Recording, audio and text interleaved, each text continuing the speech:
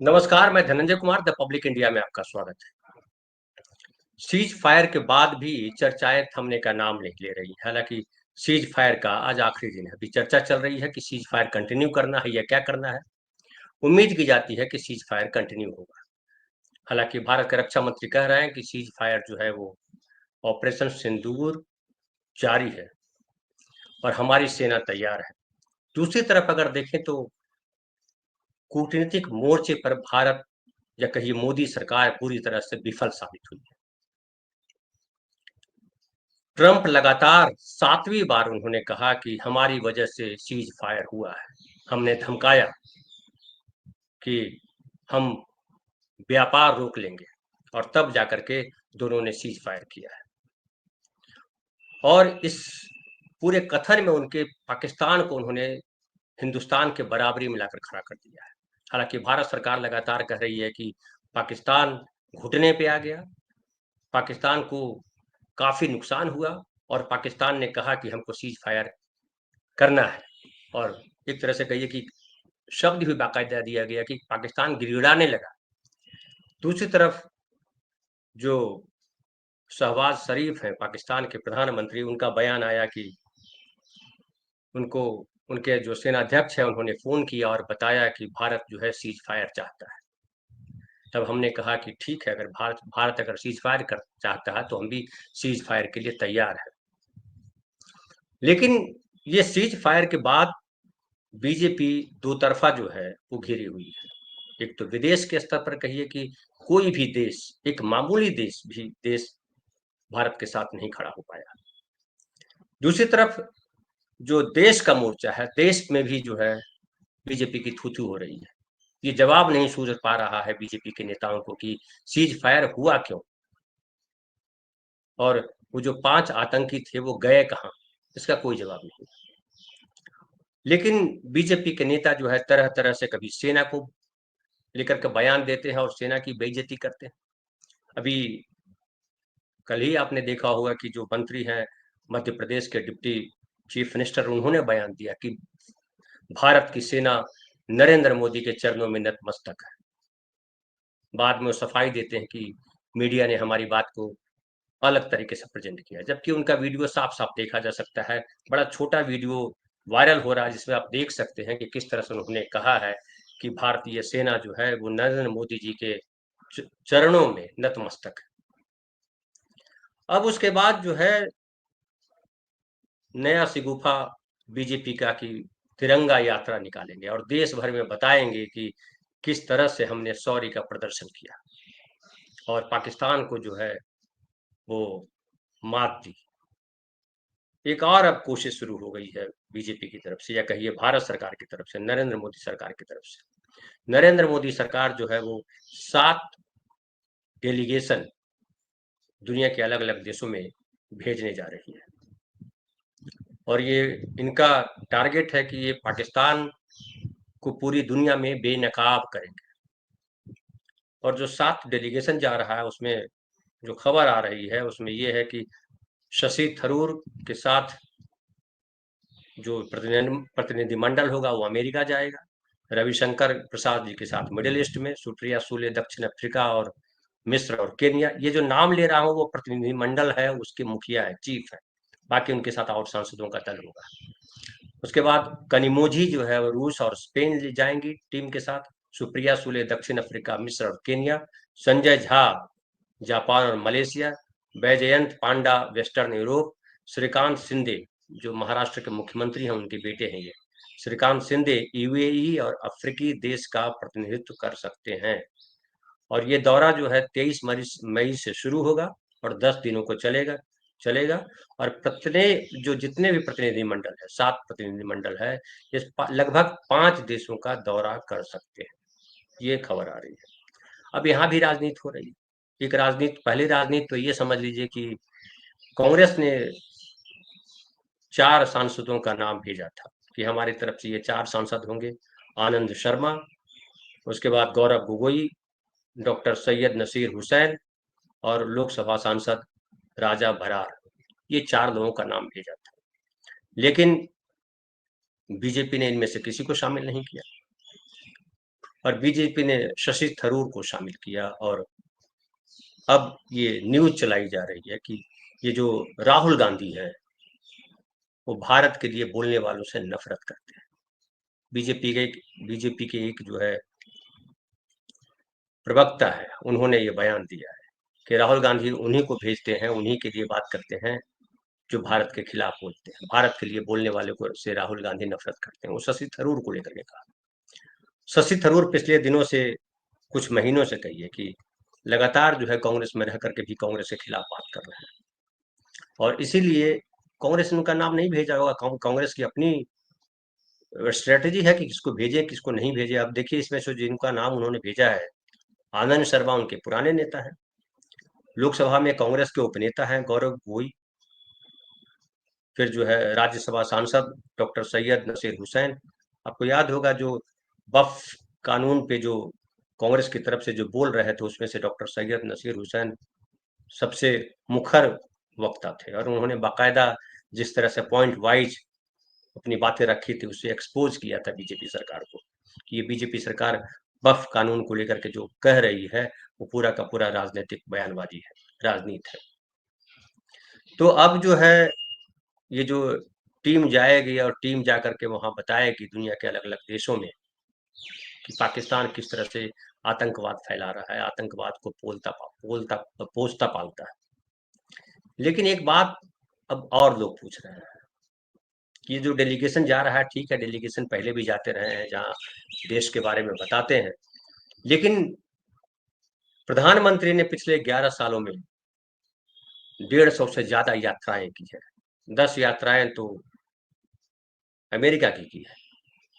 मोदी ये भी कह चुके हैं अब की बार ट्रंप सरकार, लेकिन इन तमाम यात्राओं से देश को हासिल क्या हुआ, जबकि इन यात्राओं पे अरबों रुपए खर्च हुए। लेकिन इन यात्राओं से भारत को क्या मिला, ये सबसे बड़ा सवाल है। और विदेश यात्राओं का अर्थ क्या होता है? विदेश यात्राओं का अर्थ होता है कि विदेश यात्रा पे जब निकलते हैं प्रधानमंत्री, तो कूटनीतिक स्तर पर बात होती है, और उसमें तरह तरह से जो है वो, चाहे विचारगत बात हो, या लोकतंत्र को लेकर के बात हो, या व्यापार को लेकर के बात हो, या कोई और संधि को लेकर के बात हो, उस पर बात होती है, और एक देश दूसरे देश के साथ संबंध गाढ़ा करता है। तो 150 से ज्यादा यात्राएं की प्रधानमंत्री जी ने, और बताया जा रहा है कि 8,400 से करोड़ से ज्यादा रुपए खर्च हुए। लेकिन इन यात्राओं से क्या मिला, ये सबसे बड़ा सवाल है विपक्ष के नेताओं के पास। और कोई भी ये पूछ सकता है, कोई भी जानना चाहता है कि भैया, इतना जब आपने यात्रा की और कहा कि दुनिया में डंका बज रहा है, वहाँ पे जो एनआरआईज होते थे अलग अलग देशों में, उनके साथ पार्टियां होती थी, उन पर खर्च होता था, नाच गाना होता था, मोदी जी की जय जयकार होती थी, उन सब का क्या मिला? ये सवाल बड़ा वाजिब सवाल है। क्योंकि ये जो ऑपरेशन सिंदूर हुआ, ऑपरेशन सिंदूर सफल है या नहीं है, ये कैसे समझेंगे? ऑपरेशन सिंदूर इसलिए हुआ कि जो आतंकी ठिकानों से जो आतंकी आते हैं, और 5 आतंकी जो आए पहलगाम, और उन्होंने हमारे 26 भारतीयों को मार दिया, उसके ऊपर देश में आक्रोश हुआ, और नरेंद्र मोदी जी ने कहा कि हम आतंकियों को मिट्टी में मिला देंगे। तो ये सवाल तो वाजिब है कि वो 5 आतंकी कहाँ हैं? 5 आतंकी मारे गए या कहीं छुपे हुए हैं? इस पर सरकार चुप है। सरकार बार बार कह रही है कि हमने पाकिस्तान को जो है बुरी तरह से मात दी है। गिरम एक जो है बयान आ रहा है उनका, विदेश मंत्री का, विदेश मंत्री बयान दे रहे हैं और कह रहे हैं कि हमने जो है पाकिस्तान को बता दिया था कि हम आतंकी ठिकानों पे हमला करेंगे, हम सैन्य ठिकानों पे हमला नहीं करेंगे। लोग उसका भी मजाक उड़ा रहे हैं कि आप जो है कह करके हमला करते हैं, आतंकी ठिकानों पे हमला करेंगे। जब आपने ऐसा कहा पाकिस्तान को, तो पाकिस्तान जो है जाहिर है जो आतंकी ठिकाने हैं वहां से आतंकियों को हटा देंगे। हालांकि भारत की तरफ से कहा गया कि 100 से ज्यादा ज्यादा आतंकी मारे गए। खुद रक्षा मंत्री ने कहा, ये बताया संजय सिंह ने, जो आम आदमी पार्टी के नेता हैं, सर्वदलीय बैठक में वो गए थे, और उन्होंने कहा कि राजनाथ सिंह ने ऐसा कहा। सेना से भी ये सवाल किया गया था, लेकिन सेना के जो अध्यक्ष हैं उन्होंने कहा था कि कुरैशी साहब जो एयर मार्शल हैं, एयर सेना के चीफ हैं, उन्होंने कहा था कि हम लाशें नहीं गिनते हैं, हम जो है टारगेट हिट करते हैं। हालांकि 9 टारगेट हिट किए गए, उसके बाद सीज फायर हो गया। लोग ये भी सवाल कर रहे हैं कि जब 21 आतंकी अड्डे चिन्हित किए गए थे, तो 9 आतंकी ठिकानों पर यह हमला क्यों हुआ? बाकी 12 आतंकी ठिकाने किसके लिए रोक करके रखा गया है? ये भी सवाल उठ रहे हैं। लेकिन नरेंद्र मोदी सरकार, खुद नरेंद्र मोदी या उनके मंत्री इस पर चुप है, इस पर कोई जवाब नहीं। इधर उधर के मंत्री, इधर उधर के नेता रोज बोल रहे हैं कुछ ना कुछ, और विवाद हो रहा है, हंगामा हो रहा है, बाद में माफी मांगते हैं। आपको पता ही होगा कि सोनिया, जो सोफिया कुरैशी है, उनके बारे में कहा, फिर माफी मांगी विजय शाह ने, उन पर मुकदमा भी दर्ज किया गया है। फिर जो है एक और मंत्री हैं जो डिप्टी चीफ मिनिस्टर है एमपी के, उन्होंने माफी मांगी। उन्होंने कहा कि हम हमें गलत तरीके से कोट किया गया है। और जो तिरंगा यात्रा है, तिरंगा यात्रा का भी कुछ जो है कहीं उस तरह से चर्चा नहीं हो पा रही है, और तिरंगा यात्रा में साफ साफ है कि क्या बात कर रहे हैं वो। जो उनकी नाकामी है उसको तिरंगे से ढकने का प्रयास कर रहे हैं, देशभक्ति से ढकने का प्रयास कर रहे हैं। लेकिन वस्तु स्थिति है, ये जो घटनाक्रम हुआ है आतंकी हमले के बाद, उस पूरे हमला घटनाक्रम में भारत की संप्रभुता दांव पे लगी। एक बार नहीं कह पाए ट्रंप से नरेंद्र मोदी जी कि ट्रंप, आप कैसे इस तरह से बात कर रहे हो? एक बार नहीं कह सकी भारत सरकार अमेरिका के राजदूत को बुला करके कि ये बंद करवाइए। अब ये जो जा रहे हैं प्रतिनिधि मंडल, वो क्या कहेंगे? क्या सबूत लेके जा रहे हैं? क्या जांच है उनके पास? दुनिया का कोई देश अब तक नहीं बता सका है कि पाकिस्तान में आतंकी हैं, और जो भारत ने किया बहुत सही किया।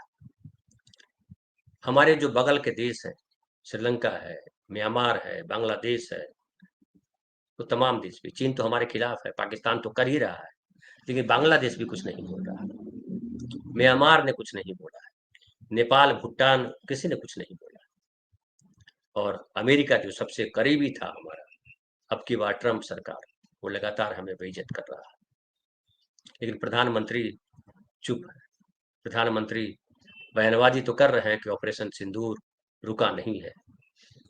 फिर अब ये भी लगातार मीडिया में चल रहा है कि शिमला समझौता की वजह से देश जो है, इतनी बड़ी सफलता थी सेना की, और इंदिरा गांधी ने बर्बाद कर दी पूरी सफलता। बहुत कुछ हो सकता था, कश्मीर हमारा हो सकता था, हमने इतनी सारी 5,000 किलोमीटर, 5,000, क्षमा करेंगे, 5,000 वर्ग मील जमीन कब्जा कर ली थी, वो क्यों दे दिया गया, वगैरह वगैरह वगैरह, बहुत सारी बातें हो रही है। कल हमने इस प्रोग्राम किया था, कुछ लोगों ने उस पर कमेंट भी किया, गंदे कमेंट भी किया। एक ने कहा कि वो 54 जो है युद्धबंदी जो भारत के थे अब तक लापता हुए, उस पर कहाँ बात कर रहे हैं, और एक पत्रकार का नाम लिया कि फलाना ने कहा है। हमने हालांकि उन पर टिप्पणी की थी कि वो जो पत्रकार कह रहे हैं, एक पत्रकार की, डोगरा मैम है, उनकी किताब है, उस पर उन्होंने शोध रिपोर्ट लिखी है, और जिसमें बात की है कि वो 54 नागरिक कहाँ, 54 सैनिक कहाँ गए, भारत सरकार उनको नहीं ला सकी अपने देश। लेकिन उसमें ये उन किताब में ही है कि कई बार जो है प्रयास किया गया भारत की तरफ से, उनके जो युद्धबंदी थे उनके परिजन भी गए पाकिस्तान, लेकिन कहीं कोई अता पता नहीं चला। लेकिन बीजेपी के लोगों का जो एक बड़ा एजेंडा है वो है झूठ पे महल खड़ा करना, संदेह पे महल खड़ा करना। और आप देखिए कि ताशकंद को लेकर के बीजेपी सरकार ने क्या किया। 11 साल हो गए, ताशकंद को लेकर के कहा गया कि उनकी जो मृत्यु हुई लाल बहादुर शास्त्री जी की, लोगों ने संदेह जताया कि इसके पीछे कांग्रेस है।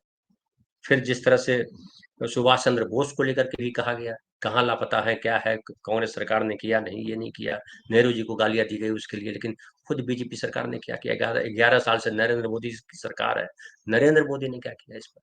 तमाम फाइलें, ताशकंद फाइल हो या सुभाष चंद्र बोस की फाइल हो, तमाम खोली, बंद कर दी। 54 जो युद्धबंदियों की बात कर रहे हैं लोग, तो क्या दिक्कत थी?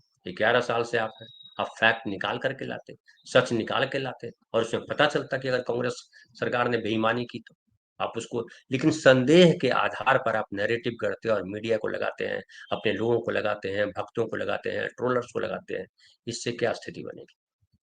आप देश के नागरिकों को तो बेवकूफ बना लोगे, चुनाव भी जीत जाओगे, लेकिन दुनिया के नक्शे पे भारत का जो मान गिर रहा है, वो कैसे बचेगा? सबसे बड़ा सवाल ये है। और ये प्रतिनिधिमंडल जा रहे हैं, अच्छी बात है, जाएं, बताएं। लेकिन जब भारत के प्रधानमंत्री, भारत के गृह मंत्री, भारत के रक्षा मंत्री कुछ बोलने की स्थिति में नहीं है, तो ये सांसद जाकर के क्या बोलेंगे? कई लोग कह रहे हैं कि ये पैसों की तफरी हो, इसी इसी बताने के नाम पर जो सांसद जो है वो दुनिया घूमेंगे। और एक राजनीति ये हो ही रही है कि शशि थरूर कांग्रेस के असंतुष्ट नेता के तौर पे उसको उसके माध्यम से राहुल गांधी को गाली देंगे, शशि थरूर को लेकर के। तो ये जो चल रहा है, इससे देश का सम्मान जो है बढ़ नहीं रहा, बल्कि बीजेपी लगातार ये कोशिश कर रही है कि विपक्ष को उस पर कीचड़ उछाड़े, विपक्ष को बदनाम करें, नेहरू को बदनाम करें, इंदिरा गांधी को बदनाम करें, राहुल को पप्पू साबित करें और अपनी नाकामियों को छुपा दें। और इसमें मीडिया का बड़ा रोल है। गटर मीडिया, चाहे वो प्रिंट मीडिया हो, चाहे वो डिजिटल मीडिया हो, चाहे टीवी मीडिया हो, तमाम। तो आज इतना ही। हम फिर बात करेंगे कल किसी नए विषय पर।